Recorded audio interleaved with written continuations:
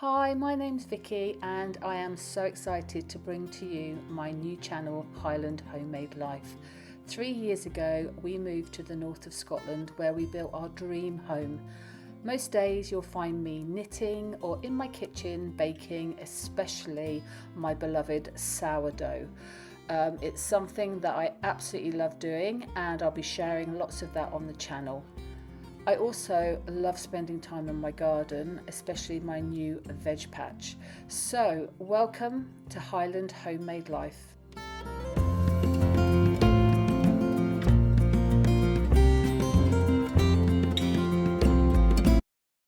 So, what have I been up to? Well, I decided that I would make some rhubarb jam. My rhubarb needed harvesting, and this plant is about 14 months old. And I got a really good crop of rhubarb off it, and then I decided to pair that with some shop bought strawberries because my strawberries weren't ready yet, and set about making my first ever batch of rhubarb and strawberry jam.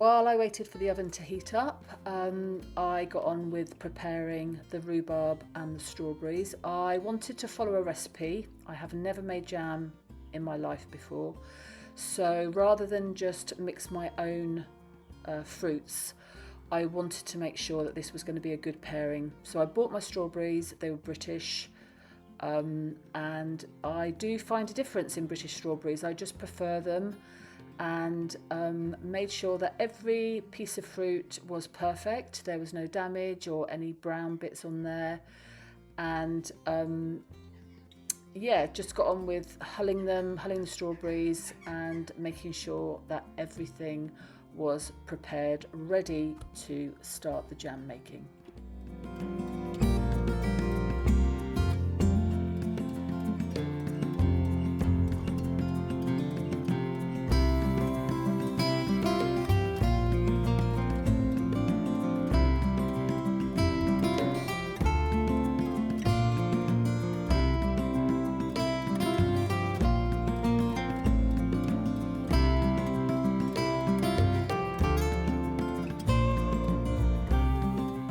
So what I did then is the oven was ready, so I just loaded the various jam jars, I've been collecting them over the past few months, into the tray, and then just pop those in the oven. And I think the temperature was 110, and like I said, put all the seals and the lids in the saucepan and just kept them in the oven at that temperature. I didn't take them out after the recommended time.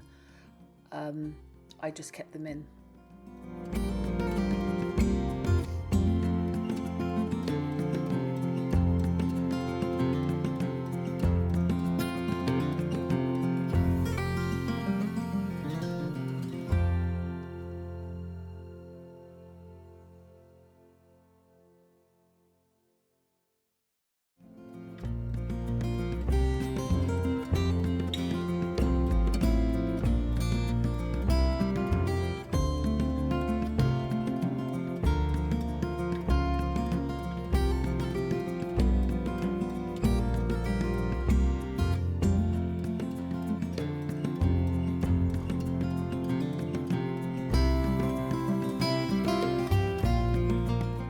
So then applied the heat, and this was the jam gently cooking, and then the recipe called for me to remove the pulp, so the actual fruit, out of the saucepan and just bring the rest of it to a boil, which I've since found out not a lot of jam makers do that.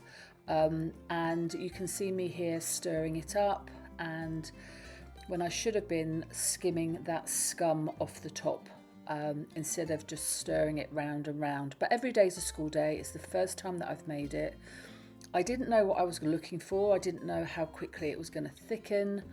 And the other thing I kept doing was I kept mashing the pulp because I was really worried about getting lumps in the jam, which I shouldn't have worried about, because when I popped it back in, it actually broke down to a really lovely texture.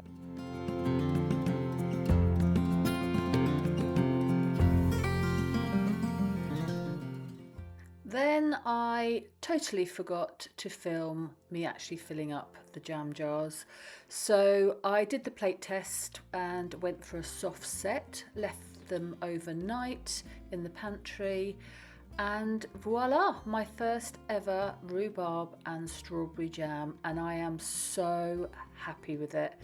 It tasted really lovely. It definitely needed those strawberries to sweeten it a little bit. And the following day we enjoyed it on some homemade scones.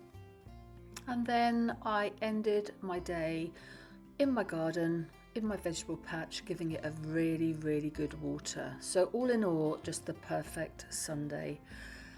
And that's it. Thank you so much for joining me for my first ever video for my new channel, Highland Homemade Life. And I will see you next week. Take care.